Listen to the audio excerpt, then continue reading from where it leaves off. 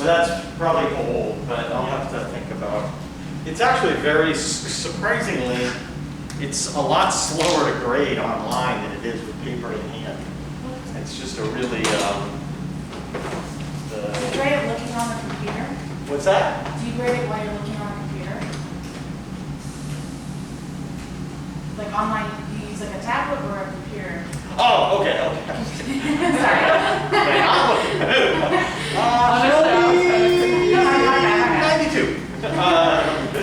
No, I use a computer. Yes. I use a tablet. It's like different. You think a tablet would be faster? It's just like paper. You flip the page, you write what you want. Yeah.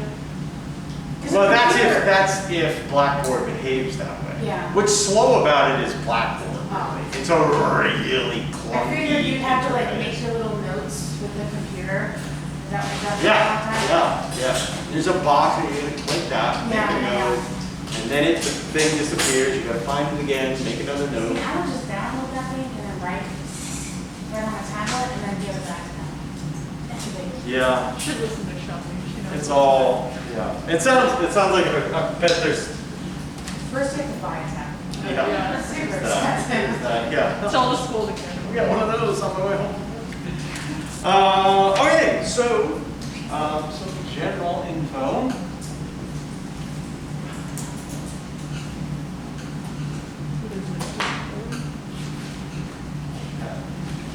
I wanted to remind you, if you've got,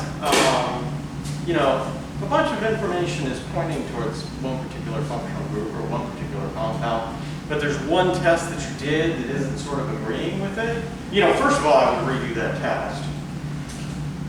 And some of these tests aren't always perfect. We're going to talk about the nitrous acid test today, and it is notoriously ambiguous, unfortunately.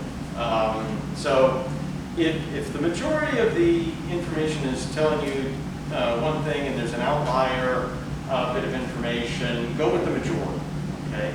And the exception is always NMR, because NMR won't lie.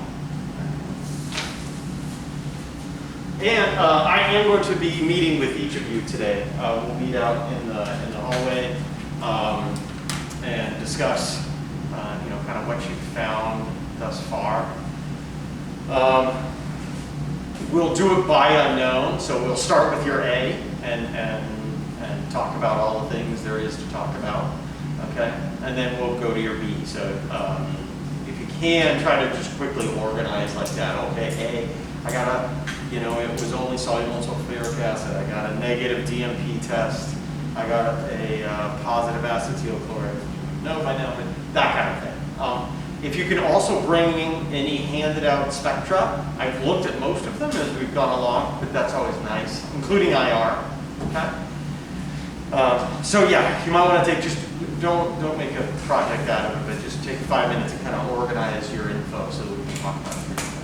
Okay. Remember, if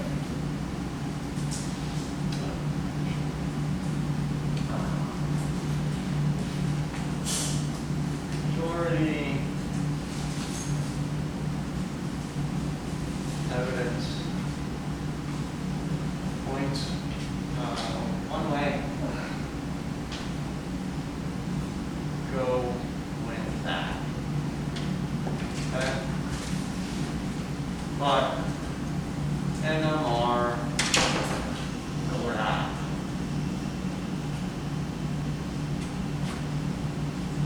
Okay. Okay, so last qualitative test.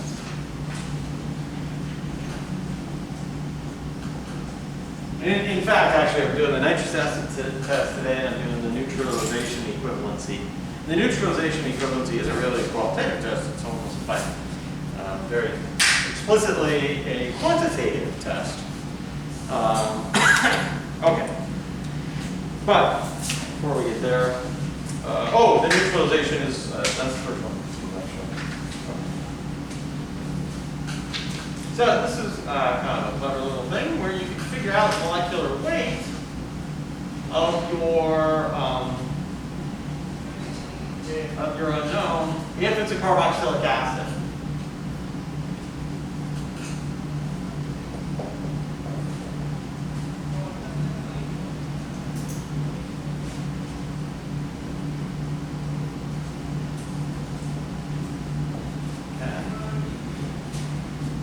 All right, and essentially what you're going to do is you're going to do a titration with sodium hydroxide. Sodium hydroxide is a strong base.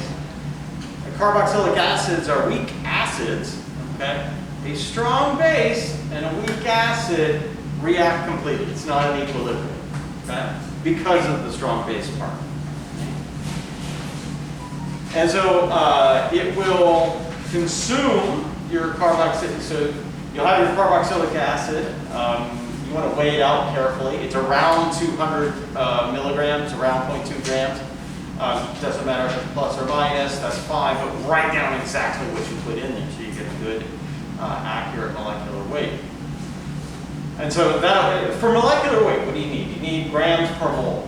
Or, by the way, you guys ready for this mind-bending concept? It's either grams per mole or milligrams per millimole. Okay? You just multiply the top and bottom by 1,000.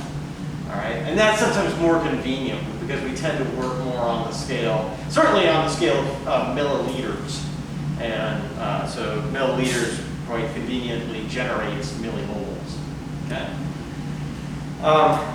And so it reacts completely with your carboxylic acid. It's a one-to-one reaction.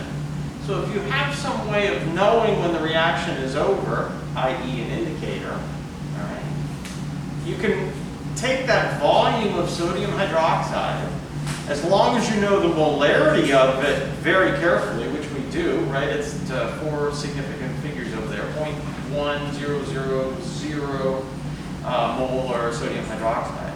Okay, so if you carefully know the volume of the sodium hydroxide, and then you accurately know the molarity, which we do, you can figure out the millimoles of sodium hydroxide, right? The millimoles of sodium hydroxide equals the millimoles of acid you had in your flask. Now you know milligrams because you weighed it, and now you know millimoles, you know the molecular weight. Pretty simple. Okay, I'm going to put some stuff up here for it. It is on the handout I gave you on how to do procedures. It's on there. Okay, so, and,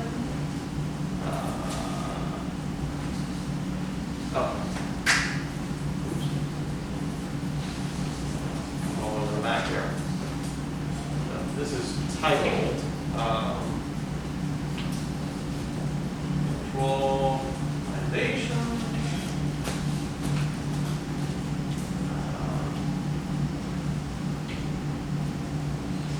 Equivalency or equivalent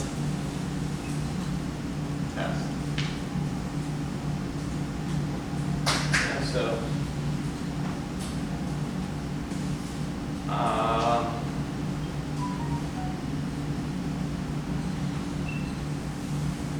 got your carboxylic acid. You're going to treat it with sodium hydroxide.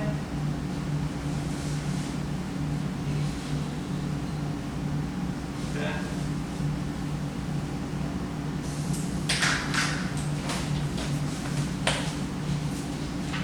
Sodium hydroxide, proteins, carboxylic acid. So you're left with the carboxylate.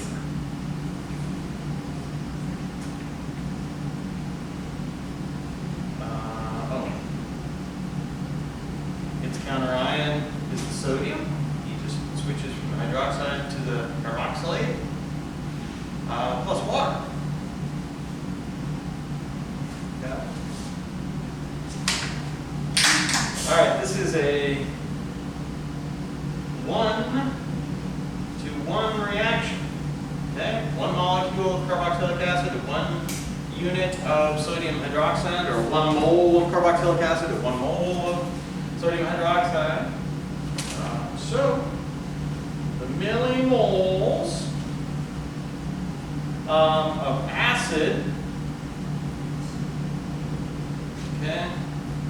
equals the millimoles of sodium hydroxide, which equal the volume of sodium hydroxide times the molarity of sodium hydroxide. Okay. And then the molecular weight of your carboxylic acid is your milligrams that you weighed out on the balance over your millimoles that you determined that way. Make sense?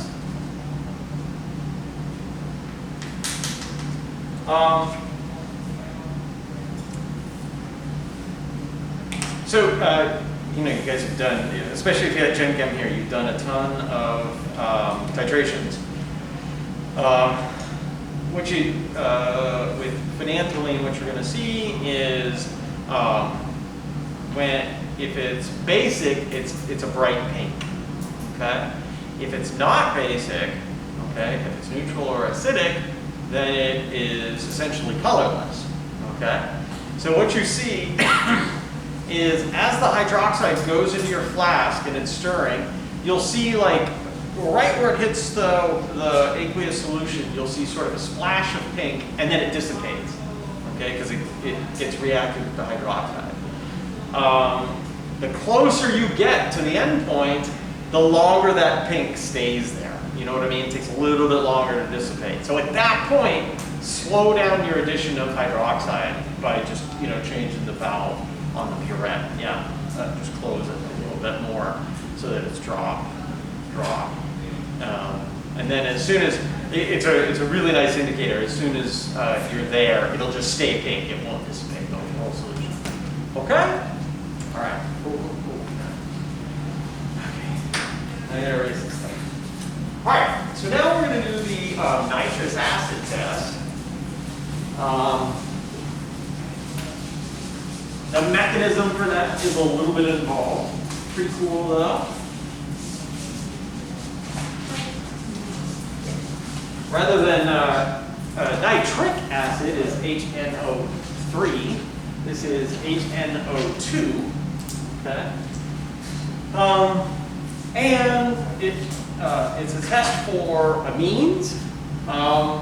Hypothetically, it can differentiate. It can tell you, do I have a primary aliphatic? Okay, you got to think about what aliphatic means. It's all single bonds, some type of hydrocarbon with all single bonds, yeah. Or is it a primary aromatic? That would be a primary amine directly attached to an aromatic ring, like benzene. So, or is it secondary, or is it tertiary? Okay, I can't really distinguish secondary from tertiary, and sometimes tertiary just gives you no reaction whatsoever. Okay. So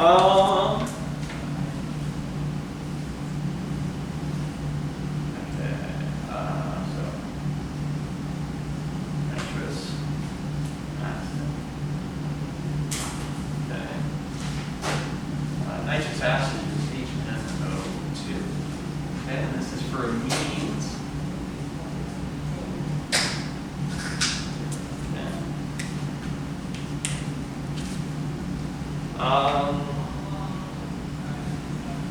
The results can be ambiguous.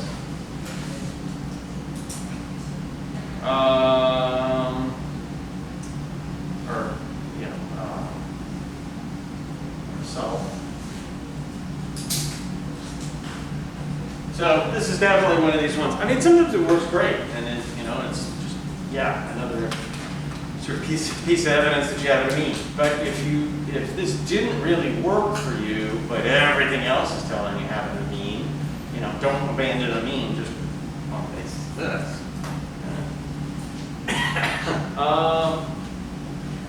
And potentially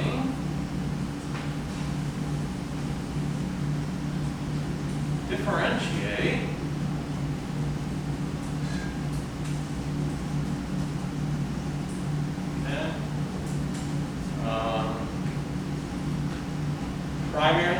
primary, right? Aliphatic amines versus primary aromatic, okay, versus secondary versus tertiary. Okay.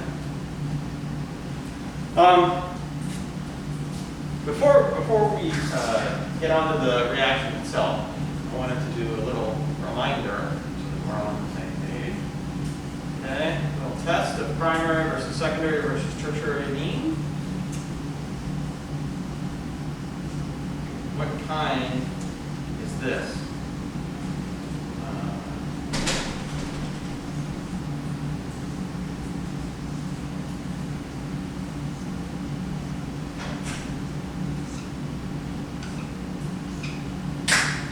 Is that a primary, secondary, tertiary amine?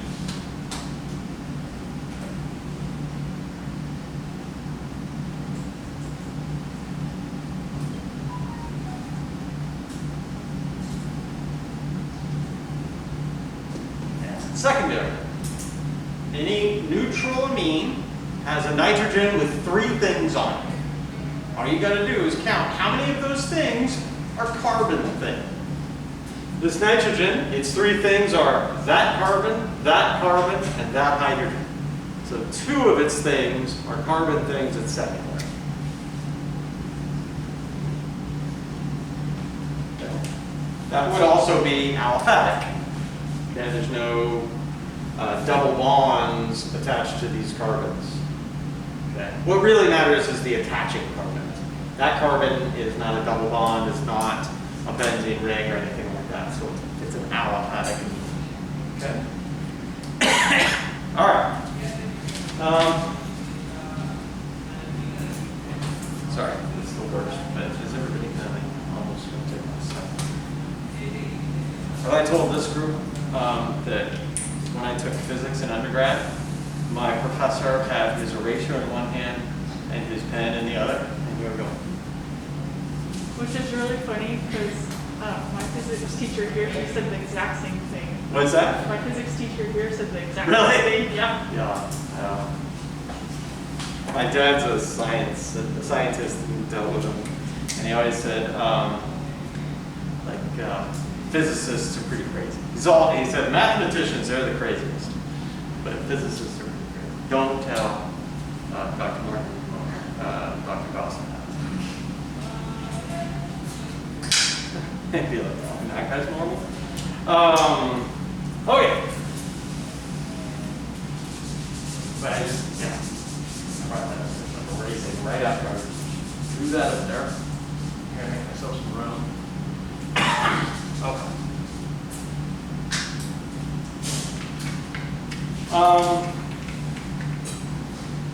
Essentially, you're taking nitrous acid and it's a little bit, actually, it's very analogous to the nitration reaction we did, where you protonate an acid. So again, you're protonating nitrous acid here, and it's decomposing. And it's hard to find a name for this, and this is the key intermediate that it's creating. I think you would still categorize it as a nitronium. The nitronium that we saw last time was NO2+. Okay, that's the nitronium that did the nitration reaction. This is just going to be NO+. But I think you would still call it a nitronium. I don't know if there's a naming way of differentiating them. I could be wrong. Likely, yeah. Okay, so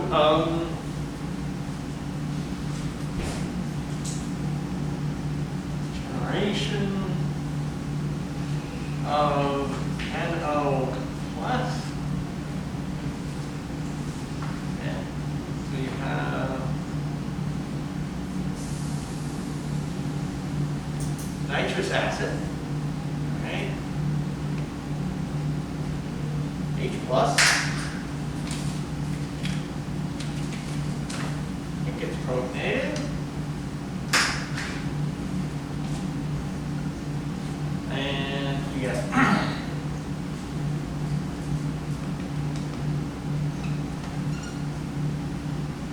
tertiary. these electrons can come down here and kick off water. And you generated your nitrogen.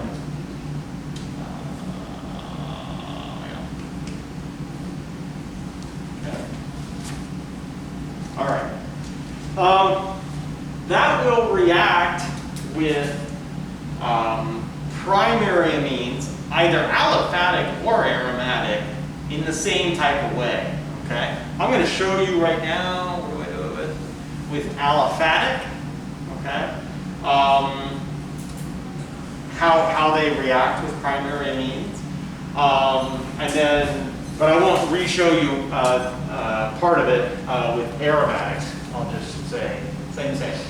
Okay, so primary aliphatic means.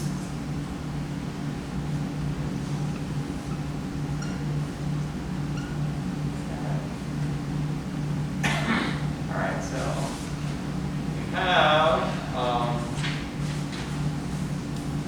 your nitronium. Okay. And what you're going to get from that, which you also get with aromatic, you know how I'm always saying, oh, this is water anchored to a molecule. What we've generated here is nitrogen gas anchored to a molecule. Okay? Nitrogen gas is an incredibly stable molecule. That makes this a very good leaving group. Okay? All right, so how does that happen? How does it generate this anchored nitrogen intermediate? Well, these electrons must attack that nitrogen. We're clearly developing nitrogen-nitrogen bonds, so look at that. Comes down here.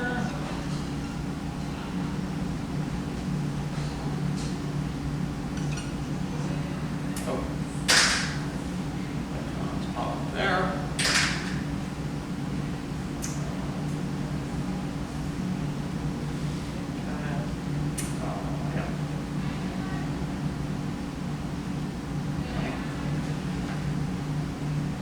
Got one of those situations where a proton's going to fall off here and get reattached here.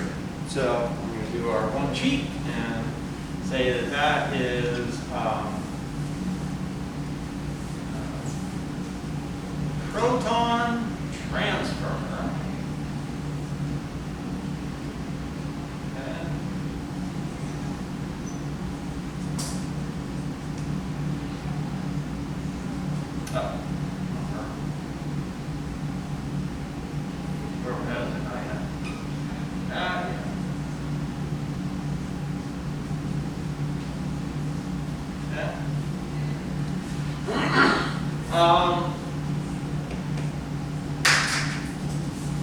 You have a resonance structure, okay, where there's some electron density on here, actually. I'm going to show it so you can show that other resonance structure. And that resonance structure, or the hybrid itself, can get protonated again. So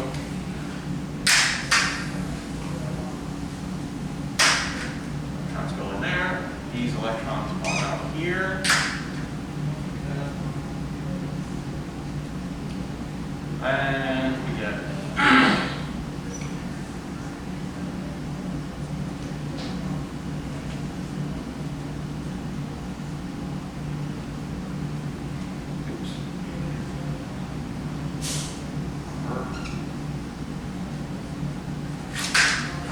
sort of showing this. There may be an intermediary step in here, sort of showing this in an efficient way.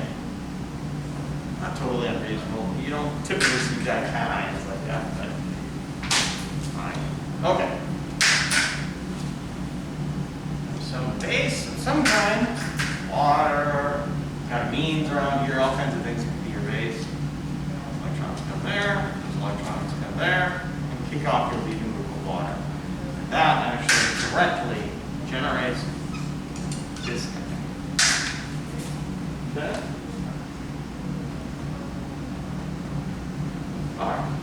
Now, you're doing this in a cold environment. You're doing this in ice water. Okay? Even in a cold environment, which typically slows reactions down, this is not stable. Okay? This thing will fall apart. And these electrons pop on here. So unstable at 5 degrees Celsius. And the fact that it is willing to happen at cold temperature is kind of a key differentiating fact, because as we're going to see, the aromatic ones will not do this at 5 degrees. You have to warm it up to room temperature for it to do this. And so you get a carbocation plus nitrogen gas, and that nitrogen gas, whenever I do that arrow, that means it's bubbling out. Okay? And that's actually what you're looking for in this one. You are looking for tiny, tiny little bubbles. Okay? As I remember, these are really small. I think that they tend to be smaller than the carbon dioxide ones that you see from the bicarbonate test. Okay? All right. Okay, what happened with primary aromatic? Okay. So we put our unknown in there, and it's not reacting at cold temperatures, at 5 degrees Celsius. All right. So we're going to do two things actually at that point to decide: is it possibly a primary aromatic? Okay, we're going to do two things. We're essentially going to take our sample, we've made it, there's no bubbling at 0 degrees, and we're going to split it. Part of it we're just going to warm up to room temperature, and part of it we're going to warm up to room temperature and react it with beta naphthol. Okay? Because it does kind of an interesting thing with beta naphthol. It makes a dye, actually, a really vibrant colored dye. Okay, so got our, that's aromatic. And we add it to our nitromium. And same as above, same processes here.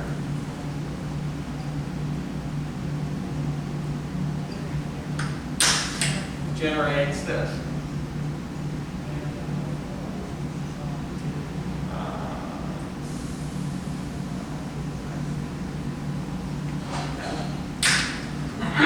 Now, this is stable at 5 degrees Celsius. Okay? However, usually, if you warm it to room temp,